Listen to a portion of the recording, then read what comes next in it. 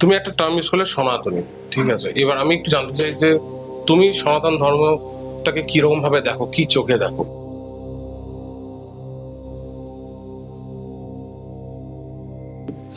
দেখো, সনাতন জিনিসটা হচ্ছে, সনাতনী আমাদের হিন্দু ধর্ম সব থেকে প্রথম ধর্ম, ঠিক আছে।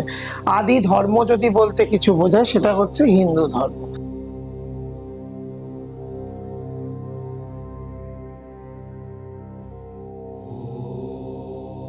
হিন্দু ধর্মের সনাতনী কথাটার অর্থ হচ্ছে যে যে সনাতনকে নিয়ে চলবে, এবং সনাতন মানে ভক্তিবাদ, মানুষের ভক্তি শ্রদ্ধা, ভগবানের প্রতি আসক্তি, বা এবং ভগবান দ্বারা রচিত সমস্ত আমাদের যে ধর্মগ্রন্থ রয়েছে, এই ধর্মগ্রন্থ পাঠ করে ভগবানের প্রতি বিশ্বাস রেখে নিজের ধর্মের অস্তিত্ব, দেখো এক একজন যে যে ধর্মে জন্মগ্রহণ করেছে তাকে তাকে যেমন আমরা বাবা মাকে সম্মান করতে বাধ্য, তেমন ধর্মটাকেও আমাদের সম্মান করা উচিত।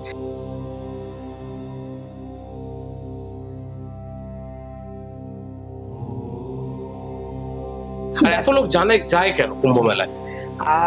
মহাকুম্ভ, হ্যাঁ, কুম্ভ, অর্ধকুম্ভ।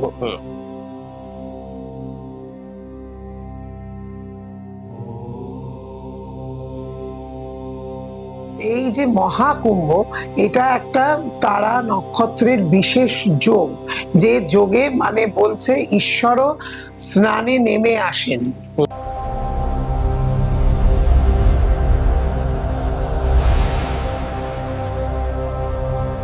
মহামণ্ডলেশ্বরের সাথে কুম্ভের একটা বড় যোগ আছে। হ্যাঁ, কুম্ভ স্থানে বিভিন্ন সাধুরা জপ তপ করে স্থানটাকে জাগ্রত করে। আমরা যারা মহামণ্ডলেশ্বর, আমরা কল্যাণময়ী যজ্ঞ করি ওখানে।